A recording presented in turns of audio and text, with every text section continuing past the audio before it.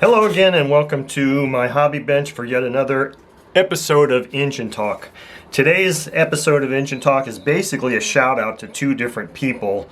One is Bill, who's been a continuing contributor to this channel and to me personally for many months, and a new friend who's actually been a viewer of my channel for many years, but we only recently got together on the phone and through email and text, and his name is Farley. So let's start with moving these things off to the side. This is the Farley stuff, and we'll talk about Bill. So Bill, once again, he's the one that designed and engineered designed and manufactured the camshaft cam bearing removal tool that Boca is actually in the process of making for production.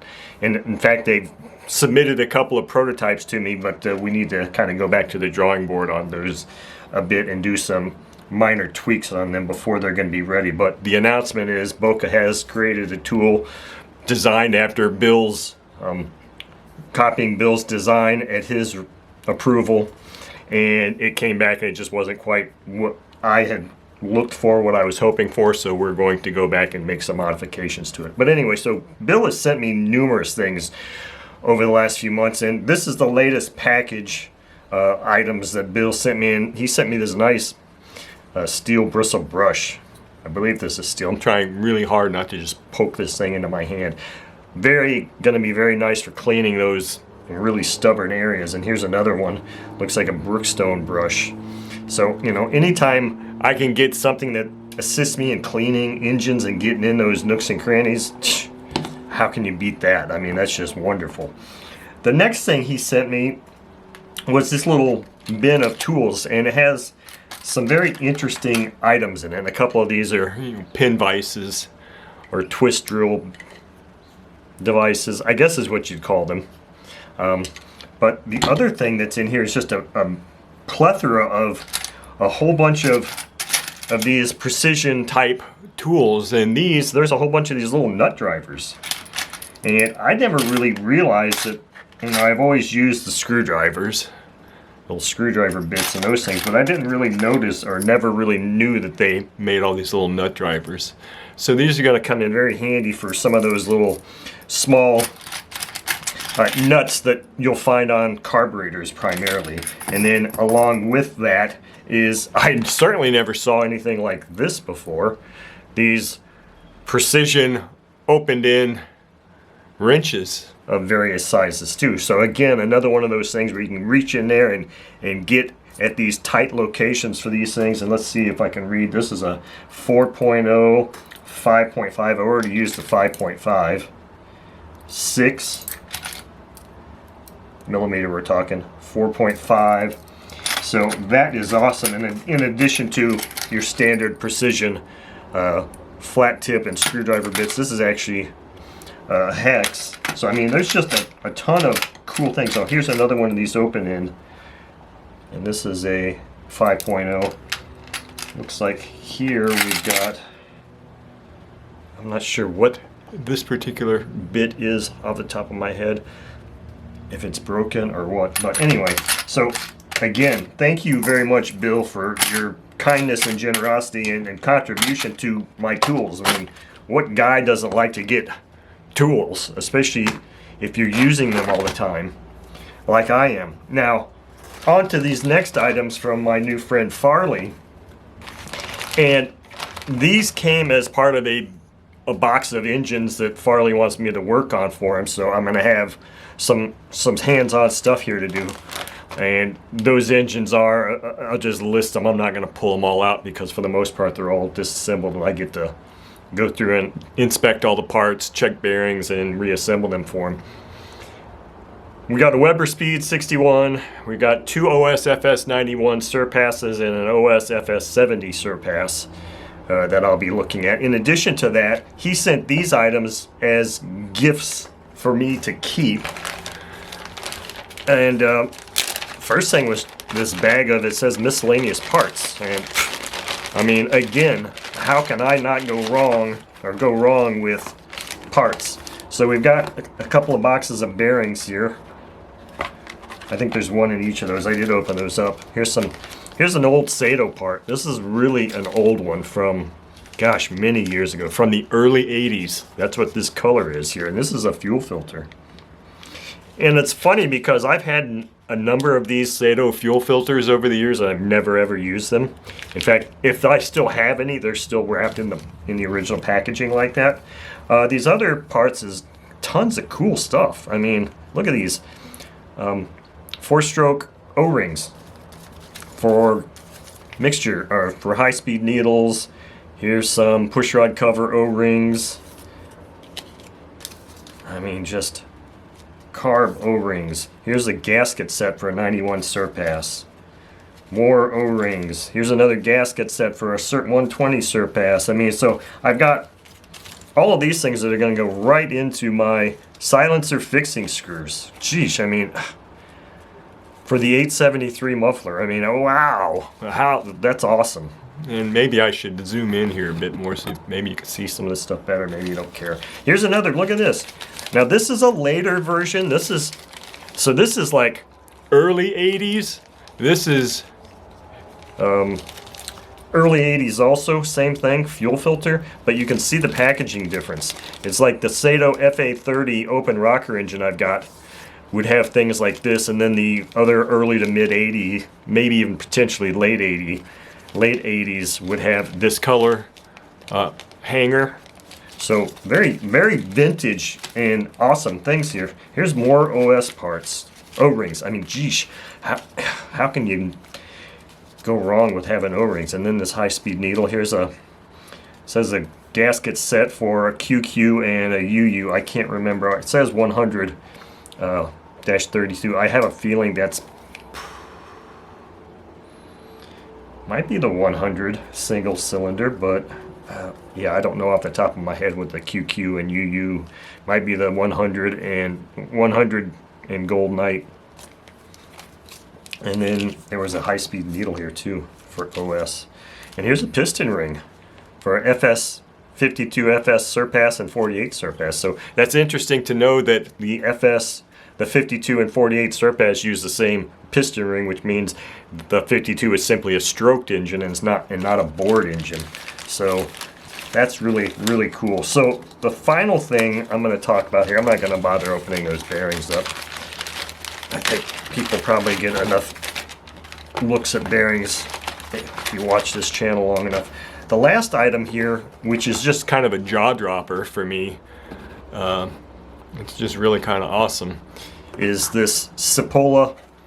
I think that's how you pronounce it. So here in the USA, we tend to maybe put an emphasis or put vowel pronunciations on things differently than what they're supposed to be. So I don't know if this is Cipolla or Cipolla. All I know is this is an Italian-made engine. And this one dates back, this is the Cipolla Master 2.5cc, and it says all RC on it, which means it's not the Combat Special, which was a control line engine. But this is very interesting. Milano, Italy. I'm not familiar with too much of this. There's a couple of articles or review articles I found online, but I think I've had one Cipolla engine in the past, and it was a 1.5. But let's look at this thing. This is just really incredible. Now it's a used engine, but it's got very little runtime, if that much at all. I mean, the side of the piston looks completely clear, but at least judging from this exhaust, it looked like there might have been a little residue on there. Maybe not. Maybe they run them at the factory. I don't know. But I mean, look at this. This is just a fantastic engine. It's unbelievable. So and one of the things that's interesting is kind of like some of the K&B types of things. It has a threaded stud, and so the prop nut is just really a long bolt of some strange, probably unknown thread size. And then you just take this thrust bearing or thrust washer off, and you got a conical or tapered conical collet there. And then you can see the bearing right there. And I don't have my headlamp on right now, but I might be able to. Germany. I see the word Germany on there. I was looking to see if I could see the size of this bearing. But anyway, so that makes it look like a brand new engine to me. So I don't know, maybe it is new, and I don't know if they would have run some of these things at the factory or not. But this thing actually comes with two different carburetors, and they look so vastly different that it made me wonder if there was, you know, if they actually came with two separate carbs from the factory. But here's the exhaust, very much like a Fox exhaust, where it kind of cradles and hugs that thing, and then it's the standard clamp-on type exhaust. But let's look at these two carburetors, and as always, I always like to look, make sure there's nothing else hiding under here, like instructions or anything like that. So here's the engine, and then you got these two different carbs, and when I say they're two different, they're like way different. So if you look at this one here, let's turn them so that our throttle arms are in the proper position.